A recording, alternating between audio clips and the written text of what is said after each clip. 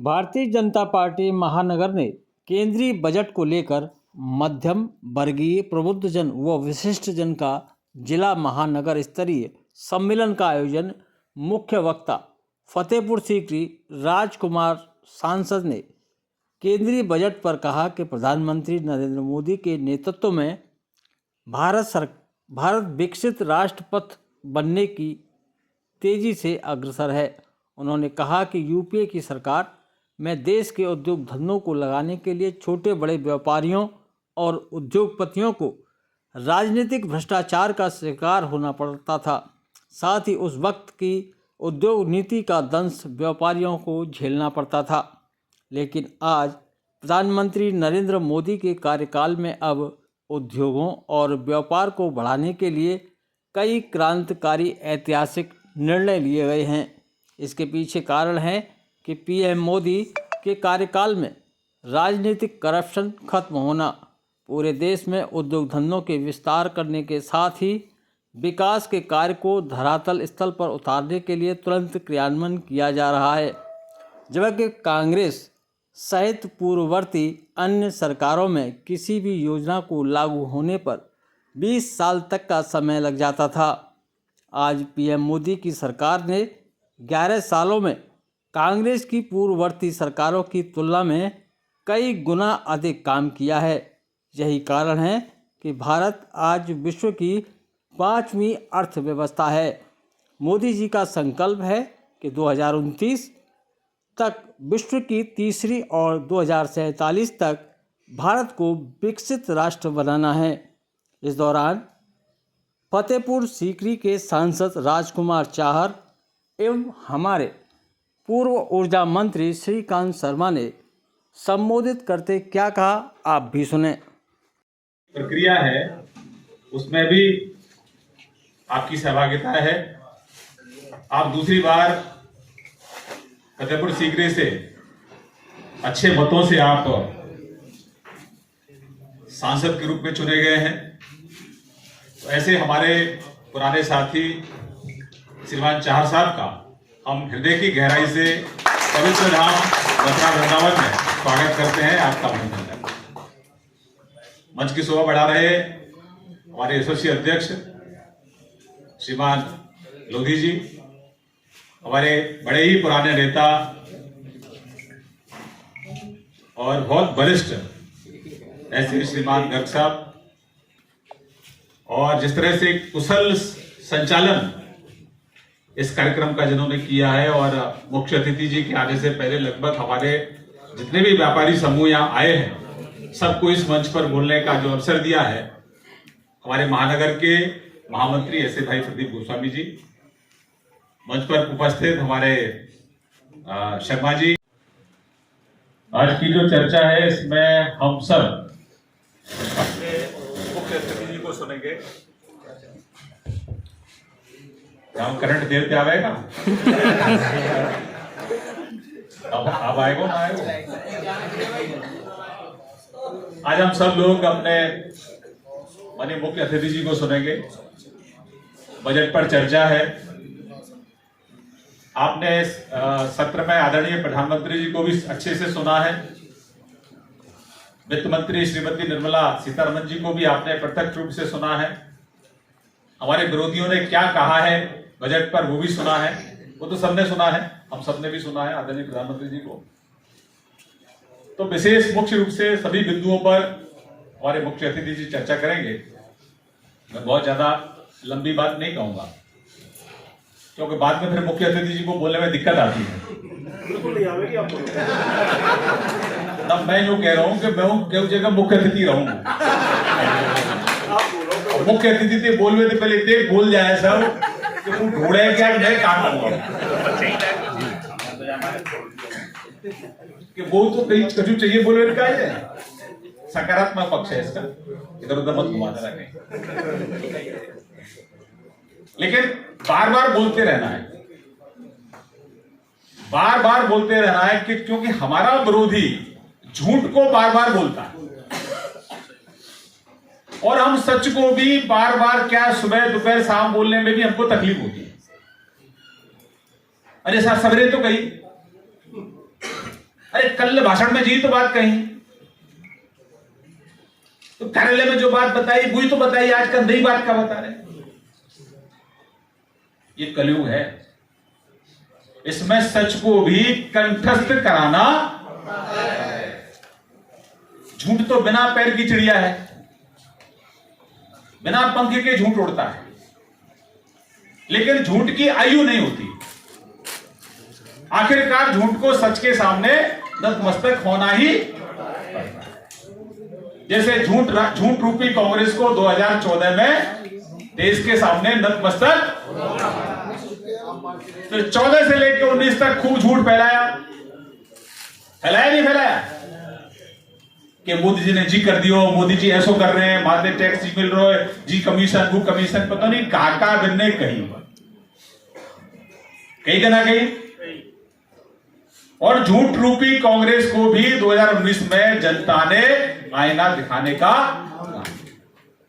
और जो झूठ बोलने वाली कांग्रेस थी, झूठ बोलने के कारण उनको देश के सर्वोच्च न्यायालय में भी नाक रगड़ के माफी मांगनी। मैंने एक बार कही कि झूठ जो है बिना पंख की चिड़िया है, जितना तेज गति से उड़ती है उतना तेज गति से झूठ गिरता है। लेकिन सच को बार बार बोलते रहना, इसका स्वभाव हमको लगातार बना के रखना पड़ेगा, संकोच नहीं करना। 12 लाख तक के टैक्स में छूट दी है यार, तो बजाना ही बजाना है, सुबह दोपहर शाम जो मिले भाई से। कि जी मोदी जी ने 12 लाख तक को टैक्स पे छूट कर दी, भाई कोई टैक्स ना है। और मैं आपको अपने अनुभव के आधार पर बता रहा हूं, इससे सबसे ज्यादा जो खुश है वो हमारी महिलाएं और हमारा नौजवान, इससे बहुत ज्यादा खुश है। क्योंकि जितने भी नौजवान हैं सब जो नौकरी करते हैं लगभग वो इस सीमा में आते हैं। अब कोई बीटेक करके नौकरी कर रहा है, कोई चार्टर्ड अकाउंटेंट की नौकरी कर रहा है, कोई कहूं कर रहा है, कोई कहूं कर रहा है, सबको इसका लाभ मिल रहा है। तो बड़ी बात यह है कि 12 लाख पर कहीं कोई विराम नहीं लगाना है, लगातार बोलते। हमारे प्रदीप जी बैठे हैं, हमारे बार एसोसिएशन के अध्यक्ष, अच्छी पकड़ है, अपने हर भाषण में इसकी जिक्र जरूर करते हैं। रविकांत जी ने अपने क्रेडिट कार्ड की बात की व्यापारियों के लिए, उसकी सीमा हमने डबल कर दी है। कुछ आपके जो प्रतिवेदन आया है, अभी मैं पढ़ रहा था उसको, आपने प्रतिवेदन दिया है ना सराफा की तरफ से, सराफा एसोसिएशन की तरफ से। इसमें जो 4 नंबर बिंदु है, 4 नंबर बिंदु पे हम भी गौर कर रहे हैं और इसको हम लिखित में भी भेजेंगे। 4 नंबर बिंदु क्या है? 4 नंबर बिंदु है कि जीएसटी में व्यापारियों को अनावश्यक नोटिस ना जारी किए जाएं एवं किसी भी स्तर पर शोषण ना किया जाए। राधे राधे राधे राधे राम राम साहब। आज बजट पर चर्चा में देश और दुनिया की धार्मिक प्रतिष्ठा की नगरी मथुरा वृंदावन में आयोजित चर्चा की इस बैठक में हमारे बीच में उपस्थित पार्टी के जिलाध्यक्ष भाई घनश्याम लोधी जी, अध्यक्ष आपकी सेवा दे रहे हैं, ऐसे आदमी श्रीकांत शर्मा जी, हमारे बीच में उपस्थित बजाज साहब। बताना चाह रहा हूँ श्रीकांत शर्मा जी को पता है कि मेरी नंसारो मथुरा जिले में भरतिया गांव में तो मैं भी आपका अपना ही हूँ। माता पिता दोनों की कृपा, माँ मेरी मथुरा के, पिताजी मेरे आगरे के। और भरतिया में मैं आदमी श्रीकांत जी, मैं लंबे समय तक, मैं जब पढ़ते थे हम लोग शिक्षा की इंटरमीडिएट तक जब नंसारी जाओ करते, तो ज्यादातर समय मेरा भरतिया गांव में बीते हुए। वहीं से झरोटा जाते, वहीं से टीके चले जाते, वहीं से विश्यावर की पेट करने जाते और वहीं से दाऊ जी के दर्शन करते हुए बिहारी जी के दर्शन करके मथुरा में आ जाते। तो ऐसा एक पारिवारिक फील मेरे साथ जुड़ा है मथुरा के साथ। आज के लिए भी मैं धन्यवाद दूंगा पार्टी के नेतृत्व को, जिन्होंने मुझे मथुरा में आप लोगों के बीच में बजट पर चर्चा के लिए भेजा। साथियों, कुल मिला के अगर हम बातचीत करें तो यहाँ अलग अलग क्षेत्र के लोग बैठे हैं, व्यापारी भी हैं, व्यापार से जुड़े हुए लोग भी हैं। जैसे कि अभी चर्चा कर रहे थे कि भाई व्यापार हमारा मूल आधार है, और व्यापारी कोई अकेला व्यापार नहीं करता है। व्यापार करता है व्यापारी, लेकिन साथ में रोजगार भी देने का काम करता है। अपना घर तो चलाता ही चलाता है, सैकड़ों परिवारों को भी रोजगार देकर उनके घर में भी चूल्हे जलाने की व्यवस्था व्यापारी वर्ग करता है। हमारी पार्टी की तो बड़ी भारी इसी बात पर बदनामी करते थे शुरू से, तो भाई दो वर्गों की पार्टी है। लेकिन पार्टी में उन वर्गों को भी मैं धन्यवाद देना चाहूंगा। आज के मौसम में तो अनेक राजनीतिक दल के नेता भी पार्टी में आ जाते हैं, अनेक लोग भी आ जाते हैं, लेकिन वो कार्यकर्ता, भारतीय जनता पार्टी का जो मूल कार्यकर्ता है, जो लंबे समय से, जब भगवान श्री राम की जन्मभूमि अयोध्या में मंदिर निर्माण का आंदोलन चलता था, तो मुझे भी गर्व है कि उस समय बजरंग दल का जिला संयोजक रहता था आगरा। तो मथुरा, आगरा, अलीगढ़, भरतपुर, धौलपुर, ये हमारा पूरा ब्रज कहलाता है। हाथरस, भिंड, मुरैना लीडर्स ने दिया और देश की जनता इसे जानती है। साथियों, आज अनेक प्रकार की बजट में घोषणा की गई। आदरणीय श्रीकांत जी ने बताया, आदरणीय रविकांत जी ने बताया, और आप भी सब प्रमुख लोग हैं, धीरे धीरे जानते हैं। और ये बुकलेट के बारे में सही बात है, हम सबको जानकारी होनी चाहिए। हमारे मोबाइल में ये बजट का पूरा वस्तुस्थिति अलग अलग बिंदुओं पे होना चाहिए, उस पर हमें एक अध्ययन भी करना चाहिए। सनातन केशु अभी हमारे बीच में है। एक भगवान कृष्ण की जन्मभूमि मथुरा में भव्यता और दिव्यता के साथ राजा कृष्ण का पूरा मंदिर है, वो राधे राधे हो, अयोध्या जैसा निर्माण हो, जहां मस्जिद है, भैया अपनी मस्जिद एक लग ले जाओ, और जहां भगवान श्री कृष्ण का जन्म हुआ है, वो अधिकार है हम सनातनियों का, उसी स्थान पर हमारे मंदिर का भव्य निर्माण आगे कभी भविष्य में हो, उसके लिए भी हम संकल्पित हैं।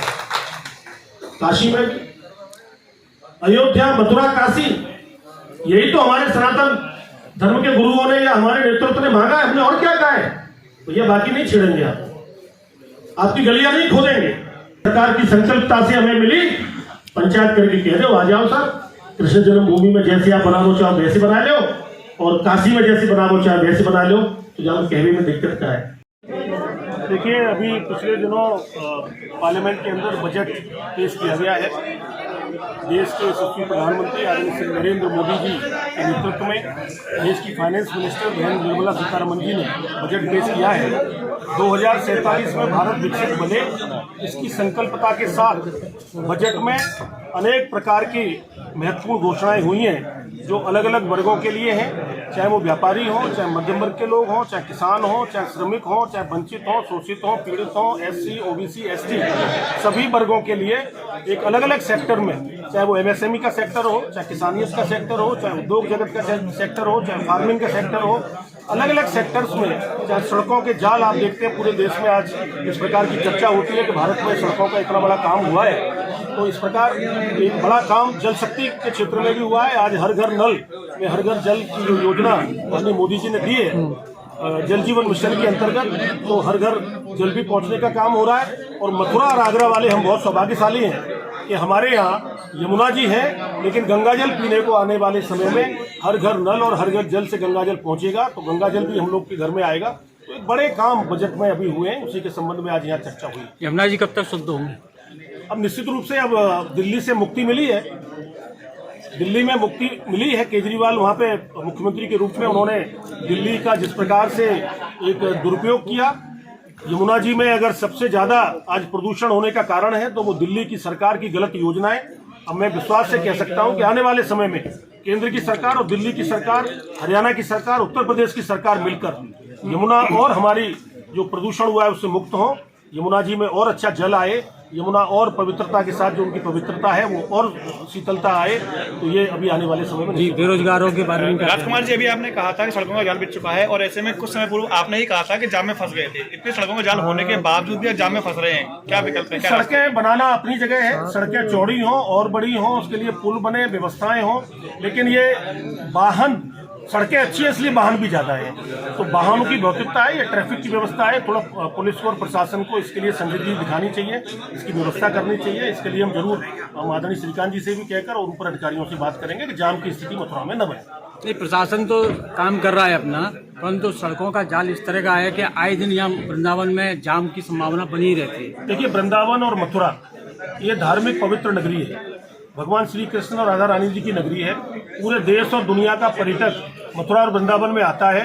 निश्चित रूप से आप देख रहे होंगे कि अभी इस तरह के, चाहे अयोध्या हो, चाहे मथुरा हो, चाहे काशी हो, चारों तरफ से पर्यटक लाखों करोड़ों की संख्या में आ रहे हैं, लेकिन उसके लिए एक व्यवस्था के लिए एक अच्छी योजना प्रशासन तैयार करे, ये हम लोग इसके लिए बात करें। जी, बेरोजगारों के लिए क्या कहेंगे जी? बेरोजगारी पे क्या कहेंगे? बेरोजगार के लिए अभी आपने देखा है बहुत सारे इनिशिएटिव माननीय प्रधानमंत्री जी ने लिए हैं। आने वाले समय में